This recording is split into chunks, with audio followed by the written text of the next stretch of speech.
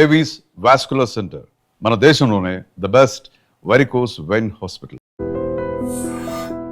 Hi hello నమస్తే, నేను మీ anchor Shobha. Welcome to iDream Media. ఈరోజు మన ముందున్న guest actor Chinna garu. Actor and director and producer కూడా చెప్పుకోవచ్చు. యాక్టర్ చిన్నా గారు ఉన్నారు. ఈ 38 years తన ఇండస్ట్రీ జర్నీ గురించి అండ్ ఇప్పుడు నడుస్తున్న సీరియల్స్ జర్నీ గురించి మనకు తెలియని విషయాలు తెలుసుకునే ప్రయత్నం అయితే చేద్దాం. ఆయనతో మాట్లాడదాం. హాయ్ సార్, ఎలా ఉన్నారు సార్? బాగున్నారు సార్? 38 years అయిపోయింది సార్ మీరు ఇండస్ట్రీకి వచ్చి. 38 yearsలో జర్నీ ఎప్పుడు ఒకలాగా వెళ్ళదు, అప్ అండ్ డౌన్స్ నడుస్తూనే ఉంటాయి. ఏం నేర్చుకున్నారు సార్ ఈ 38 yearsలో మీ ఇండస్ట్రీ జర్నీలో? చాలా అప్ అండ్ డౌన్స్ చూశాను. అంటే ఖాళీగా ఉన్న రోజులు చూశాను, బాగా బిజీగా ఉండి ఒక్కరోజు ఖాళీ దొరికితే చాలు, ఈరోజు రెస్ట్ తీసుకున్నాము అనుకున్న రోజులు చూశాను. ఖాళీగా ఉన్నప్పుడేమో అయ్యో మనం దూరం అయిపోతున్నాం ఇండస్ట్రీకి అనే ఒక భయం ఉంటుంది. బిజీగా ఉన్నప్పుడు ఒకరోజు రెస్ట్ దొరికితే బాగుండు, ఏంటి చంపేస్తున్నారు అని అనిపిస్తుంది. బట్ నేను ఎప్పుడూ బిజీగా ఉండాలనే కోరుకుంటాను. ఐఎమ్ అంటే ఇన్ వన్ వే 100% మనీ కోసం అయితే వర్క్ చేయను. నాకు ఒక ప్యాషన్, సినిమా అనేది ఒక ప్యాషన్, యాక్టింగ్ అనేది ఒక ప్యాషన్. ఎన్నో జన్మల పూర్వజన్మల సుకృతం అయితే తప్పితే ఇది రాదు, ఈ ఫేమ్ రాదు. నన్ను చూసి మీరు చిన్నగారు కదా అని ఒక 100 మంది ఉంటే ఒక 90 మంది అన్న నన్ను మీరు చిన్నగారు కదా అని. మొత్తం ఆంధ్రప్రదేశే కాదు, తమిళనాడు, నార్త్కి వెళ్ళినా, నేను నార్త్లో కూడా హిందీ సినిమాలు అవి చేశాను కాబట్టి ఢిల్లీ కూడా అడిగారు నన్ను. ఢిల్లీకి వెళ్ళినా కానీ అప్పుడు హిందీ మీ కామ్ కరానా అవునని అన్నాను. ఎయిర్పోర్ట్లో కపిల్ దేవ్ లాంటి దిగ్గజం నన్ను చూసి senior Hindi Shiva did a good job అని చెప్పి నన్ను అప్రిషియేట్ చేశాడు. ఇవన్నీ ఒక పూర్వజన్మ సుకృతం. ఇది సంపాదించుకోవడం అనేది ఈజీ కాదు. ఆ సంపాదించుకున్న దాన్ని ఎంతో కష్టపడి, ఎందుకంటే ఈ రోజుల్లో ఆ రోజుల్లో లేవు. ఈ రోజులు చాలా ఈజీ అయిపోయింది ఎంట్రీ. ఆ రోజుల్లో ఇలా లేదు. ఇంత వేషం దొరికితే చాలా దానికి ఒక 6 నెలలు మనం ఇంకా ట్రై చేయొచ్చు అనే అంత ఊతం వచ్చేది. అలా కష్టపడి సంపాదించుకున్న కెరీరు దాన్ని నిలబెట్టుకోవడానికి ఈ రోజుకి చాలా ఒబీడియంట్గా, చాలా డిసిప్లైన్డ్గా నా పని నేను చేసుకుంటూ, ఎవరు అతను కొత్త డైరెక్టర్ అయినా ఇప్పుడు వచ్చిన డైరెక్టర్లు అయినా కానీ నాతో చాలా హ్యాపీగా ఉంటారు. నేను వాళ్ళకి బర్డన్ గాను, వాళ్ళు నాకు బర్డన్ కారు. ఇప్పుడున్న ఇండస్ట్రీలో డైరెక్టర్స్తో పరిచయాలు ఉన్నాయా సార్? వీళ్ళందరూ నేను ఉన్నప్పుడు అసిస్టెంట్ డైరెక్టర్గా ఉన్నవాళ్ళే, వాళ్ళందరూ డైరెక్టర్లు అయ్యారు. అయినా కూడా I will give that respect to that seat. మనిషికి కాదు, బయట వెళ్ళిపోయాక ఇద్దరం ఒరే అనుకోవచ్చు, దట్ ఈస్ డిఫరెంట్. ఇక్కడ ఉన్నంత వరకు I will give respect to that seat director. ఆయన ఏది చెప్తే చేస్తాను. నాకు ఏదన్నా ఉంటే సార్ ఇలా చేయమంటారా అని అడుగుతాను. అలా వద్దు సార్ నాకు ఇలాగే కావాలంటే ఆయన చెప్పినట్టే చేస్తాను. నేను ఒక అడుగుతా. అది కూడా యాజ్ ఎ డైరెక్టర్గా కాదు, ఆర్టిస్ట్గా సార్ నేను ఇలా చేయొచ్చా అని అడుగుతా. అంతేగాని మీరు షార్ట్ ఇలా పెట్టండి, లేదంటే ఇలా పెట్టండి, ఇలాంటివి ఇంటర్ఫియర్ కాను. నాకు అది బ్యాడ్గా తీస్తున్నా నాకు అనవసరం. మన పని మంది. నేను యాక్టింగ్ విషయంలో సార్ నేను ఇలా చేస్తాను చేయమంటారని, బాగుంది సార్ చేయండి అని అంటారు. ఒక్కొక్కసారి వాళ్ళే సార్ ఇలా చేస్తే ఎలా ఉంటుందంటే బాగుందండి అని నేను దాన్ని అందిపుచ్చుకుంటాను అనమాట. సార్ ఇప్పుడు సీరియల్స్ డిఫరెంట్, సినిమా ఇండస్ట్రీ అనేది డిఫరెంట్. మనం సీరియల్ ఇండస్ట్రీలోకి వస్తే అక్కడ సినిమాల్లో ఉన్నంత ప్రొడక్షన్ కానీ అంత ఇది కానీ సీరియల్స్లో మనకు దొరకదు. అడ్జస్టబుల్గా చేస్తున్నారా లేకపోతే బాగుందా? నేనైతే లేదు. ఎందుకంటే they will give lot of respect to me. ఒక సీనియర్ యాక్టర్గా నాకు వాళ్ళు ఇవ్వాల్సిన రెస్పెక్టు. ముందు నేను 9 to 9 వర్క్ చేస్తానండి. నాకు 8:30కి కార్ పంపిస్తారు. ఒకవేళ నా కార్లో వస్తే నేను 9కి నేను లొకేషన్కి వస్తాను. I take my breakfast. నేను నా బ్రేక్ఫాస్ట్ నేనే తెచ్చుకొని, నా లంచ్ నేనే తెచ్చుకొని వాళ్ళకి రెడీగా ఉండి అవైలబిలిటీగా ఉంటాను. 8:45 9 అయిందంటే సార్ టైం అయిపోయింది. ఏదైనా ఒకరోజు సార్ 1 గంట ఈరోజు అంటే సరే అంతే. అంతేగాని మనం ఎప్పుడు వాళ్ళని ఇబ్బంది పెట్టింది లేదు. ప్లస్ వన్ మోర్ థింగ్ ఏంటంటే టీవీకి సినిమాకి పెద్ద తేడా ఏం లేదు, ఇప్పుడు కూడా అలాగే ఉంది. ఏది తేడా ఉందంటే ఫిలింకి డిజిటల్కి తేడా ఉంది. ఫిలింలో ఉన్నప్పుడు ఏం కావాలో అదే తీసేవాళ్ళు. డిజిటల్ అయ్యాక ఇంత చాట తీసుకుంటున్నారు. ఫిలింలో ఏంటంటే వెనక ప్రొడ్యూసర్ కూర్చోండేవాడు, ఎందుకంటే క్యాన్ తెచ్చి ఇవ్వాలి.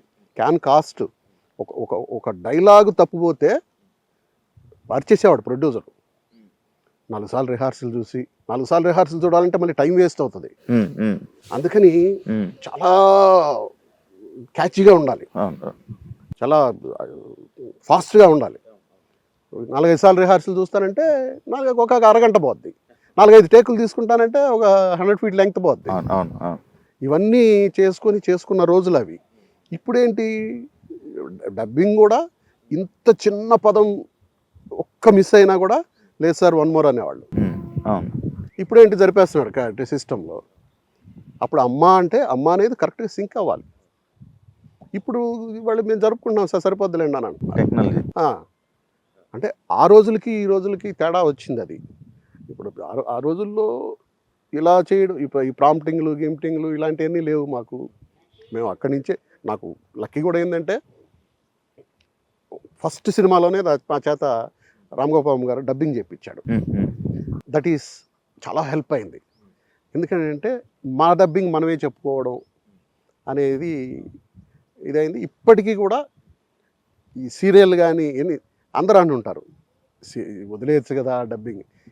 Even though channel EPs producers కూడా సరే ఈరోజు సీన్ వదిలేసేయండి, ఎవరో ఒక చేత చెప్పించేద్దాం. అది నైట్ 12 అయినా 1 గంట అయినా 2 అయినా నేను వెళ్ళి డబ్బింగ్ చెప్తే రేపు ఎపిసోడ్ వెళ్ళాలి సార్, వెళ్తాను, షూటింగ్ అయిపోయాక వెళ్తాను. ఓకే వెళ్ళి నేనే చెప్పి, ఇప్పటివరకు ఎవరి చేత చెప్పించలే. ఎవరికైనా చెప్పాలన్నా కూడా భయం, సార్ తిడతారు చెప్పమని చెప్పంటారు డబ్బింగ్ ఆర్టిస్టులు కానీ. ఓకే సదుపాయాల పరంగా డిఫరెన్స్ ఉంటుంది కదా సార్? ఏం లేవు, నాకైతే లేవు. మీకు లేవు? ఎందుకంటే నాకు ఇవ్వాల్సిన గౌరవం నాకు ఇస్తారు. వాళ్ళని నేనేం కోరుకోను, గొంతెమ్మ కోరికలు కోరను. నాకేంటి, నా వాటర్ కూడా నేనే తెచ్చుకుంటా. నాతో ఏముంది వాళ్ళకి, నేను వాళ్ళకి ఇందాక చెప్పింది అదే, నేను వాళ్ళకి బర్డన్ కాదు, నాకు వాళ్ళ బర్డన్ కాదు. ఉదాహరణ కారు వస్తుంది, లేదంటే నా కారులో వస్తా, నా వాటర్ నాకు ఉంటుంది. ఈవెన్ దో నా కాఫీ ప్యాకెట్స్ కూడా సాచెట్స్ నా దగ్గర ఉంటాయి. నేను కొంచెం మిల్క్ వేసుకుని కాఫీ కలుపుకొని నేను తాగుతా.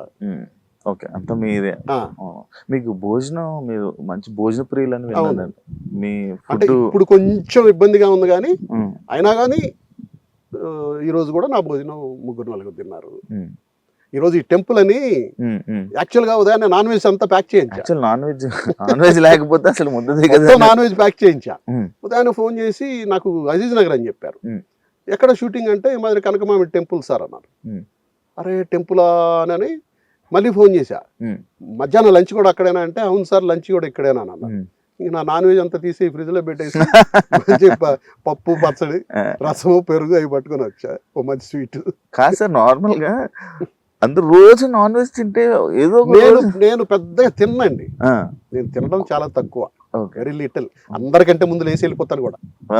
వాళ్ళు తింటూ ఉంటే నేను వెళ్ళిపోయి చేతులు కడుక్కొని వెళ్ళిపోతాను కూడా.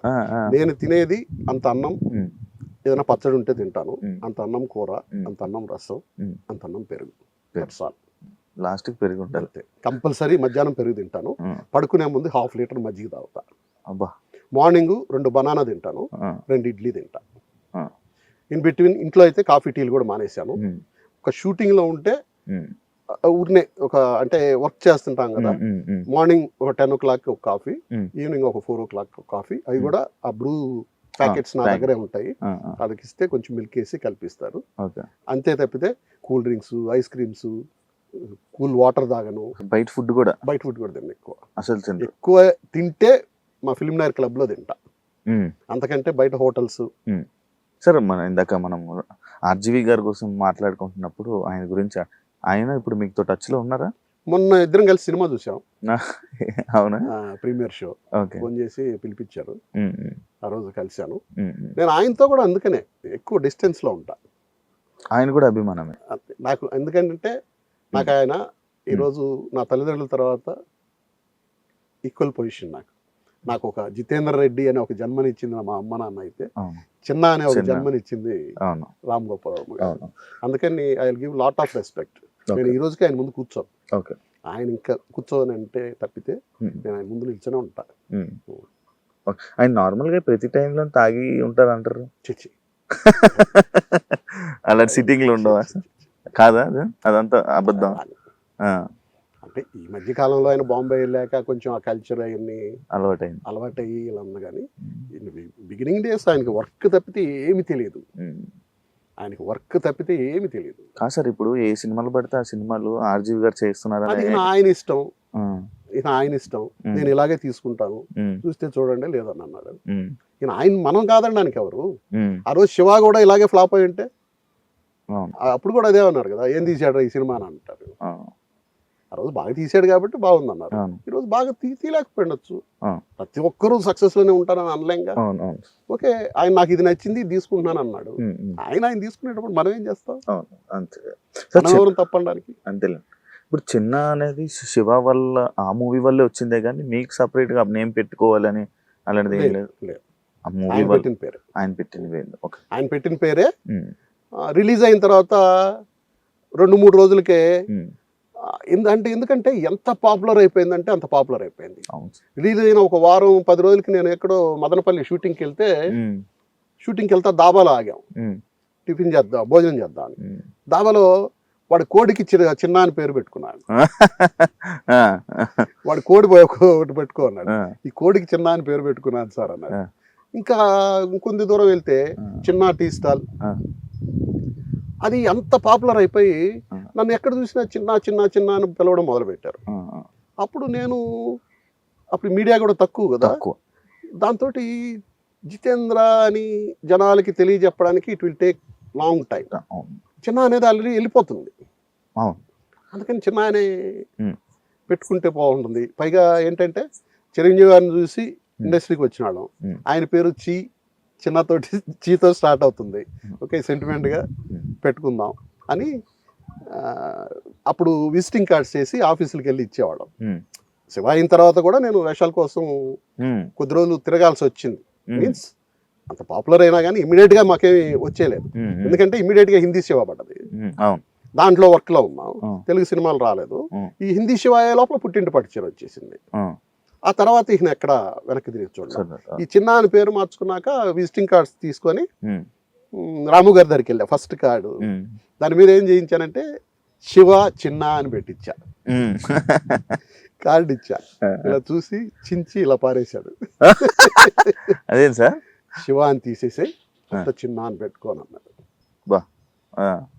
అప్పుడు తీసేసి మళ్ళీ ఆ కార్డులు తీసేసి వేరే కార్డులు కొట్టించి మీకోసం మీకు సపరేట్ ఇది ఉండాలి, ఇది కాదు అని చెప్పి. సార్, జితేంద్ర రెడ్డి గారు అని అన్నప్పుడు చిన్న గారు అంటే క్యాస్ట్ ని ఆ రెడ్డి అనేదాన్ని ఏమైనా దాచుకున్నారా ఇండస్ట్రీలో? లేదండి, నేను అసలు ఫస్ట్ కూడా రెడ్డి అని లేదు. నాకు జితేంద్ర రెడ్డి అనేది ఎందుకు వచ్చిందంటే నా పిల్లలు వాళ్ళ భావన రెడ్డి, మోనికా రెడ్డి అని వాళ్ళు పెట్టుకున్నారు. ప్లస్ తర్వాత సోషల్ మీడియాలో మా మామయ్య నేమ్ ఎక్కువ నెదురుమల్లి జనార్దన్ రెడ్డి గారు మా పేరు ఎక్కువ ప్రమోట్ అయింది. దాంతో ఓహో ఇతను రెడ్డి అని బయట తెలిసిందే గానీ నేను ఇంతకుముందు కూడా చెప్పా, నా పేరు అసలు రెడ్డి లేదు ఫస్ట్ నుంచి. ఇప్పుడు నా బ్యాంక్ అకౌంట్స్ పాన్ కార్డులు అన్ని చూస్తే జితేంద్ర అనే ఉంటుంది.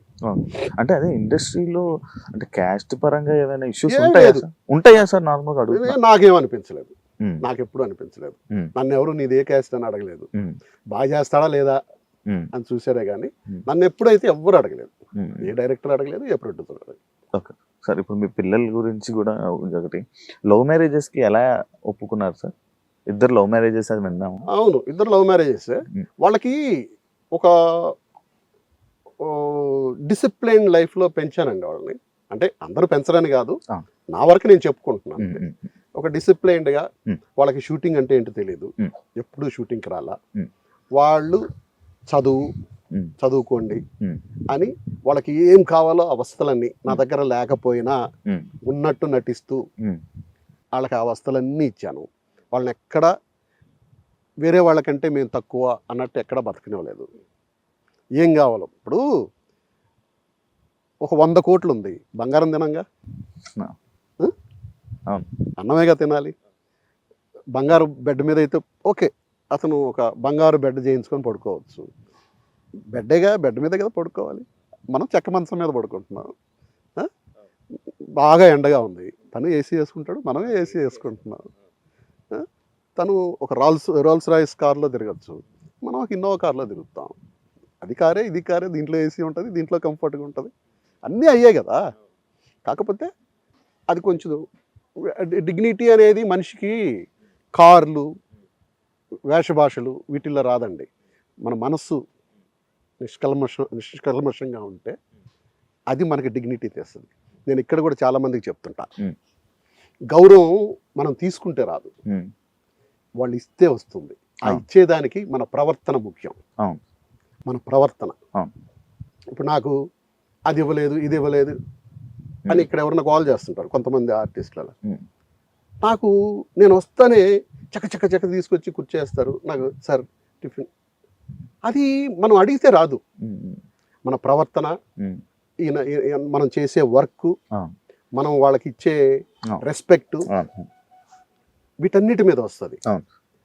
అందుకని ఫస్ట్ డిసిప్లైన్ అండి, డిసిప్లైన్లోనే వస్తుంది. ప్లస్ మీరు ఎంత బాగా యాక్ట్ చేస్తే అరే ఇప్పుడు మొన్న నేను యాక్ట్ చేస్తున్నాను, ఇప్పుడు కూడా ఆవిడతో యాక్ట్ చేస్తుంటే వాళ్ళ బాయ్ ఉన్నాడు, సార్ మీరు భలే చెప్తారు సార్ డైలాగు, అందరూ పక్కన వాళ్ళు ప్రాంప్టింగ్ చెప్తారు, మీరే చెప్పేస్తారు సార్, ఎలా చెప్తారు సార్ అని అంటున్నాడు. అంటే వాడికి నేను వాడి మనసులోకి వెళ్ళా యాక్టింగ్తో. అది వాడికి సార్ ఆవిడ షాట్లోకి వెళ్ళింది, నాకు షాట్ లేదు సార్, మేడం కూర్చోండి సార్ పర్లేదు అని అన్నాడు. అంటే అది రెస్పెక్ట్ అనేది మనం అడిగితే రాదండి, అది మన యాటిట్యూడ్లో, మనం ఇచ్చే గౌరవంలో.